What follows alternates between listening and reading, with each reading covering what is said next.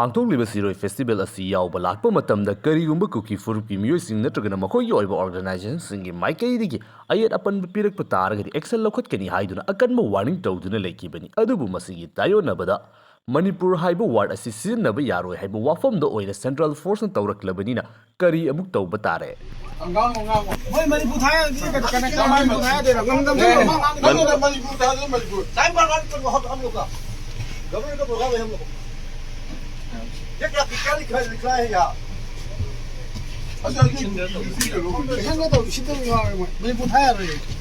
Manipur jagada Manipur thaba yaroi hariba India army kango jingi shinu je kari thawa no mo ngasi Union of India gi manung channa leiriba Manipur hairiba state asigi Urkhul hairiba district asida pangthokliba Siroi festival asi irang na maram oiduna chahi ani lepluraba matungda ngasidi save oire haiduna Manipur gi oina leiriba lenga ki tourism department amasung Chief Secretary की माइकई की मरु ओइबो role लौदुना पांगथोकलिबा Sirohi festival असिबु सरुक याबिनबगी दमक्ता लेबाक मियाम हुपना थोकपिर उ हाइदुना पाउ चेंदुना पांगथोरकलिबा यामना मरु ओइबा state असिगी कुमै अमखगनी हाइरिबा कुमै असि पांगथोरकबा मतमदा problem Amtar लेररोय security की ओइबा चपचाबा चेक्सिंग थवांग लौखले हाइदुना लेंगा की माइकई की फोंगदोक्तुना फेस्टिवल असी पांगथोकपा हौक्रे मियोई की आम चत्तुना सरुक यानरी तंपाकी ओइना लेरिबा मैतै फुरुक की मियोई की आमसु हौजिक यामना सेब ओइना चटपगी ममीदी उबा फंगली matang asida miyoy kya amagi maikei yamna kanna kinariba si chahi ani helaklaba Manipur gi oina leirakliba irang Delhi gi maikei digina ethnic ki oiba violence ni lamdam asigi oiragana makal makha kya gi oiba problem sing digi thorakpa irang ni haiba wafam sing fongdong nariba irang asina maram oiduna tampakta kunda aduna leiriba maitei furup ki miyoy sing asina chathok chasin tauba matamda hauji Governor gi maikei digi lenga ki maikei digi khulai thingal uhaiba matamda su openly challenge tawduna thingattana khulai kaya ama hauji mak leiriba aduga Maitai sing lakpa yaroi haiduna openly thoraktuna social media amasung makhal makha kya gi oiba platform da fauba openly challenge torakpasina maram oiduna khudong thiba lakadra haibagi oiba akibaduni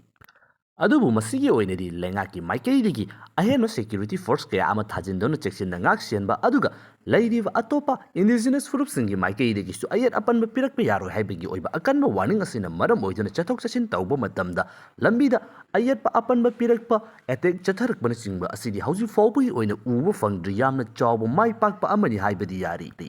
matam kuina chathok chasin yadabagi oiba yamna chawna lerakliba issue asida March thada Ministry of Home Affairs ki maikei digi highway hangdokna bahotna ruba aduda kotu gi maikei digi thingbadagi mai pakpa ngamkhidabagi oiba thodok kya lekraba matung asida Siroi festival na lakpa asida chathok chasin yarakpasina maram oiduna lamdam asigi oina leiriba irang asida shanti hanjilaklabra haibagi oiba wafam adu hek hange taubaga henna kiningai oiba thodo amamuk thoklare Manipur Tourism Department amasung leiriba lenga ki maikei digi Manipur hairiba state asibu represent tauribani hairiba Siroi festival asi yauba lakpa Manipur hairiba state asigi oina leiriba lenga ki state transport bus asi Manipur gi territory amakhakta Manipur gi oina leiriba irang asi losinbada mateng pangnabagi dabaktani haiduna civil force oiriba police ki mateng pangnabagi dabaktani haiduna thajilakliba Maha regiment hairiba army gi section amagi maikei digi thoraktuna lenga ki oina leiriba bus asida Manipur thaba yaroi haiduna athingba pirakba muthat hanbagi oiba yamna chawba thodo ama laikre Manipur Tourism Department amasung lenga ki maikei digi sinduna Manipur hairiba state asibu represent tawriba Siroi festival asi yengba lakbada Manipur gi oiba territory manung amada state asigi head oina haujik leiriba governor gi maikei digi haudokadoriba festival asibu cover tawnabagi damakta lakliba General singi maikei digi tongliba Manipur lenga ki leiriba state transport bus asibu atamnana thinglaba matungda Manipur haiba wahi asi lauthou haiduna atamnana thingliba asi lamdam asigi oina icham chamba wafam amadi oidrabani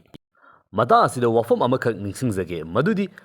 Manipur hairiba state asida president rule lakraba matungda central government ki maikei digi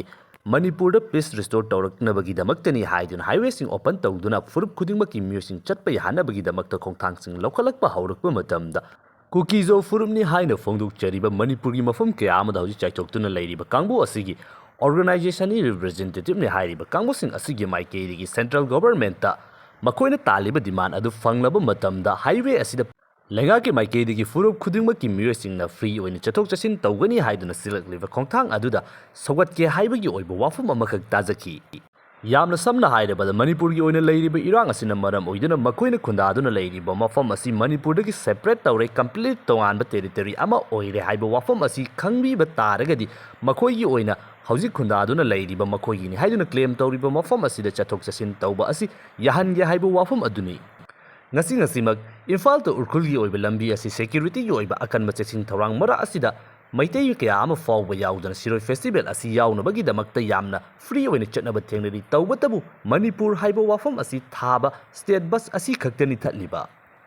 ꯃꯤ ꯑꯣꯏꯅ ꯑꯇꯣꯞꯄ ꯒꯥꯔꯤ, ꯂꯅꯥꯏ ꯒꯥꯔꯤ ꯅꯠꯇ꯭ꯔꯒꯅ ꯑꯇꯣꯞꯄ ꯁ꯭ꯇꯦꯠꯀꯤ ꯑꯣꯏꯕ ꯒꯥꯔꯤꯁꯤꯡꯒꯤ ꯅꯝꯕꯔꯗ ꯆꯠꯄ ꯇꯥꯔꯒꯗꯤ ꯑꯌꯦꯠꯄ ꯄꯤꯗ꯭ꯔꯒ ꯂꯩꯉꯥꯛꯀꯤ ꯑꯣꯏꯕ ꯃꯅꯤꯄꯨꯔ ꯊꯥꯕ ꯑꯁꯤ ꯌꯥꯔꯣꯏ ꯍꯥꯏꯗꯨꯅ ꯏꯟꯗꯤꯌꯟ ꯑꯥꯔꯃꯤꯒꯤ ꯁꯦꯛꯁꯟ ꯑꯃ ꯑꯣꯏꯔꯤꯕ ꯃꯍꯥ ꯔꯦꯖꯤꯃꯦꯟꯠ ꯀꯥꯡꯕꯨ ꯈꯔꯒꯤ ꯃꯥꯏꯀꯩꯗꯒꯤ ꯑꯊꯤꯡꯕ ꯄꯤꯔꯛꯂꯤꯕ ꯑꯁꯤꯗꯅꯤ ꯋꯥꯍꯪ ꯀꯌꯥ ꯑꯃ ꯊꯣꯔꯛꯂꯤꯕꯁꯤ꯫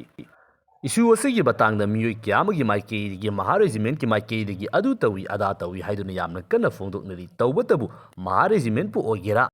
ꯑꯗꯨ ꯔꯦꯖꯤꯃꯦꯟꯠꯄꯨ ꯑꯣꯏꯒꯦꯔꯥ, ꯏꯟꯗꯤꯌꯟ ꯑꯥꯔꯃꯤꯒꯤ ꯃꯅꯨꯡꯗ ꯂꯩꯔꯤꯕ ꯂꯥꯟꯃꯤꯒꯤ ꯑꯣꯏꯅ ꯂꯩꯔꯤꯕ ꯃꯤꯑꯣꯏꯁꯤꯡ ꯑꯁꯤ ꯃꯈꯣꯏ ꯑꯁꯤ ꯑꯣꯔꯗꯔ ꯏꯟꯗꯨꯅ ꯆꯠꯂꯤꯕꯅꯤ꯫ ꯍꯥꯏꯔꯤꯕ ꯑꯣꯔꯗꯔ ꯑꯁꯤꯅ ꯃꯤꯅꯤꯁꯇ꯭ꯔꯤ ꯑꯣꯐ ꯗꯤꯐꯦꯟꯁ, ꯏꯁꯝ ꯁꯝꯅ ꯍꯥꯏꯔꯕꯗ ꯗꯦꯜꯂꯤꯗ ꯂꯩꯔꯤꯕ ꯂꯩꯉꯥꯛ ꯑꯆꯧꯕ ꯑꯁꯤꯒꯤ ꯃꯥꯏꯀꯩꯗꯒꯤ ꯄꯤꯔꯛꯄ ꯑꯣꯔꯗꯔ ꯑꯗꯨ ꯏꯟꯗꯨꯅ ꯆꯠꯄ ꯀꯥꯡꯕꯨ ꯈꯛꯇꯅꯤ꯫ ꯃꯔꯝ ꯑꯗꯨꯅ ꯔꯦꯖꯤꯃꯦꯟꯠꯀꯤ ꯑꯣꯏꯕ ꯋꯥꯔꯤ ꯑꯗꯨꯗ ꯌꯦꯡꯕ ꯇꯥꯔꯒꯗꯤ ꯃꯔꯨ ꯌꯧꯕ ꯉꯝꯂꯣꯏ꯫ ꯃꯔꯝ ꯑꯗꯨꯅ ꯑꯣꯔꯗꯔ ꯂꯥꯛꯂꯤꯕ ꯃꯐꯝ ꯑꯗꯨꯗ ꯑꯣꯏꯅ ꯃꯥꯏ ꯑꯣꯟꯁꯤꯟꯁꯤ꯫ ꯃꯁꯤꯒꯤ ꯃꯇꯥꯡꯗ ꯃꯤꯑꯣꯏ ꯁꯦꯛꯁꯟ ꯀꯌꯥ ꯑꯃꯒꯤ ꯃꯥꯏꯀꯩꯗꯒꯤ ꯄ꯭ꯔꯣꯇꯦꯁꯁꯤꯡ ꯆꯠꯊꯕ ꯍꯧꯔꯛꯂꯕ ꯃꯇꯨꯡꯗ ꯃꯅꯤꯄꯨꯔ ꯍꯥꯏꯔꯤꯕ ꯁ꯭ꯇꯦꯠ ꯑꯁꯤꯕꯨ ꯌꯦꯡꯁꯤꯟꯅꯕꯒꯤꯗꯃꯛꯇ ꯊꯝꯂꯤꯕꯅꯤ ꯍꯥꯏꯔꯤꯕ ꯃꯅꯤꯄꯨꯔ ꯏꯟꯆꯥꯔꯖ ꯕꯤ.ꯖꯦ.ꯄꯤꯅꯤ ꯍꯥꯏꯔꯤꯕ ꯁꯃꯤꯠ ꯄꯥꯇ꯭ꯔꯥꯒꯤ ꯃꯥꯏꯀꯩꯗꯒꯤ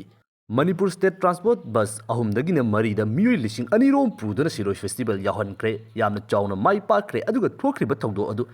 Avoidable misunderstanding amani haiduna clarification thamlakli. At the outset, I would like to congratulate the state of Manipur for, in fact, after 2 years conducting successfully the SHIRUI Lily Festival. But as today, 20th of May, we saw in the beginning that since 17th to 20th, about 3 to 4 Manipur state transport buses carrying about 2,000 people have travelled to Ukhrul, where the SHIRUI Lily Festival is being conducted. Today an unfortunate incident has happened, I believe because of avoidable misunderstanding, and I firmly like to reiterate that as far as the integrity of the state of Manipur is concerned,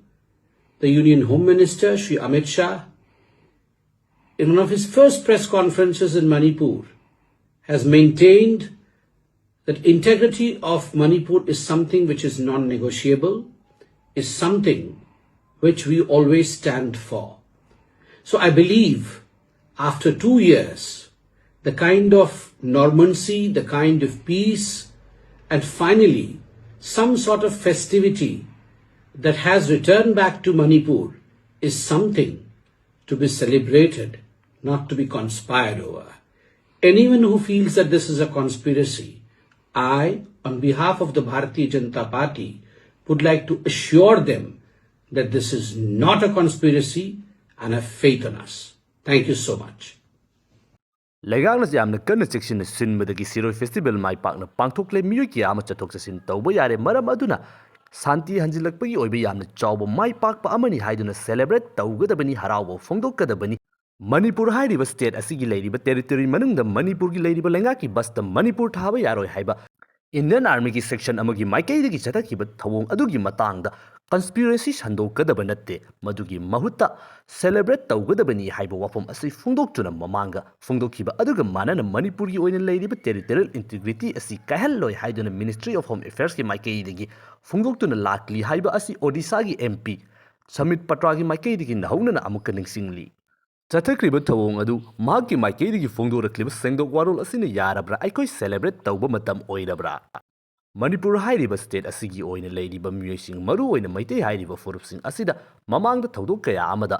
Manipur hairiba lamdam asibu nungsibagi oina leiriba ihul asi kayamuk yamna leiribage haibagi oiba changyeng tawba manba thodok kaya ama thokre handakki matangda su madugumlaba changyeng amagamuk nahaunana tawrabra haiduna social media da miyu kya amagi maikeidigi phongdoknari Thaudo asigi matangda media person kaya ama lamida thoktuna protest tawri lup kaya ama gi music thoraktuna miyu kaya ama protest tawnari nakal amarom da famnai bu luchingba kaya ama su social media da amna kana condemn tawnari kangbu ama gi maikai digina social media da yaroi haibo wafam su adumak phongdok aduna yamna kana lawnari ma'am खुरमजरी करीनो तो इस मनपुर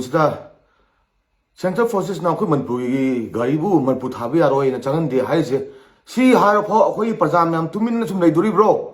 इधर ma'am Tumin सुम ले दुरी bro मैं baby ma'am ma'am थोपिरो जिति सी यो से लगे कोई तुमिन ले थोकते ना सी मुन मपा के लमरो सिगो मनपुर ले इधर मैम थोपिरो पार्टी वन ते लोय थोपिरो जि तुमिन ले बिया रोम ता इमाबिन ना मैम प्रोप थोज प्रजा मैम होरे से सी ओडी मुई उनिंग से कइनो मनपुर से कहीं मुई खली से मैम तो फिर प्लीज तुम ले रो से सोशल मीडिया पे पिन दे लागू नहीं यार मैम तो फिर इरा को से क्यों तो रे समा सु को येंग ले मी सु मुचु में जलानी सिदी ले बाक्स लोइता रे भाई मैम तो फिर प्लीज मैम तो फिर अखोई सो से रखे हम तो उचे मतलब योरे उठपगी हेमंग रे सी योरे